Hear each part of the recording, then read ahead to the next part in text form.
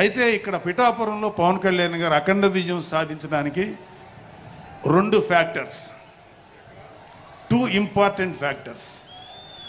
ఒకటి మన ప్రెసిడెంట్ జనసేనాని పవన్ కళ్యాణ్ గారు అయితే, రెండో ఫ్యాక్టర్, నాట్ వ్యక్తి, ఫ్యాక్టర్ పిఠాపురం జన సైనికులు, పిఠాపురం పౌరులు, పిఠాపురం ఓటర్స్. వీళ్ళిద్దరూ లేకపోతే మేము ఎంత ఏమి చేసినా ఏం ఉపయోగం లేదు. సో మాలో ఎవరైనా ఇంకెవరైనా సరే పవన్ కళ్యాణ్ గారి విజయానికి నేనే దోహదపడ్డాను అని ఎవరన్నా అనుకుంటే అది వారి కర్మ, అంతకంటే ఏం చేయలేదు. కార్యకర్తలందరూ కూడా మరి ముందుండి నడిపించి ఈ పార్టీ పునాదులు బలీయంగా ఉన్నాయి. ఈ పునాదులు పగలగొట్టి దమ్ము ఎవరికి లేదని మన కార్యకర్తల యోగాల పాదయాత్రలో నిరూపించడం జరిగింది.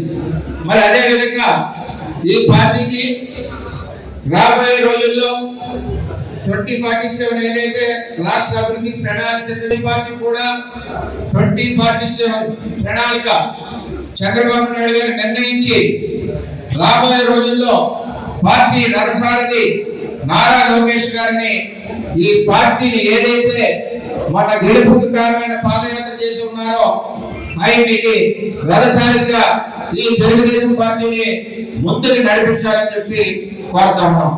మరి జిల్లా పార్టీ నుంచి 7 నియోజకవర్గాల నుంచి కార్యకర్తలు అందరూ వచ్చారు. మరి మనకి పార్టీకి ప్రణాళిక ఉండాలా కావాలా, దీని ద్వారా మనం అధ్యక్షుడు తెలియజేద్దాం. పార్టీకి భవిష్యత్ ప్రణాళిక ఉండాలి. భవిష్యత్ తరం నాయకుడు మరి నారా లోకేష్ గారు ఉండాలి అన్న వాళ్ళందరూ కూడా చేతులెత్తవలసిందిగా కోరుతా ఉన్నాం. నారా లోకేష్ గారి నాయకత్వం, చంద్రబాబు నాయకత్వం. అందువలన ఏదైతే లోకేష్ గారి ప్రోగ్రామ్ డిజైన్ చేశారో కార్యకర్త అధినేత అన్నది ఇది మనందరికి కూడా ఉపయోగపడేది. మన కార్యకర్తలందరికీ కూడా ఈ సమస్యలు మనం తీసుకోవడమే కాకుండా ఈ సమస్యల మీద జిల్లా అధికారులు కానీ సంబంధిత అధికారులు కానీ స్పందించవలసిన బాధ్యత ఉంది.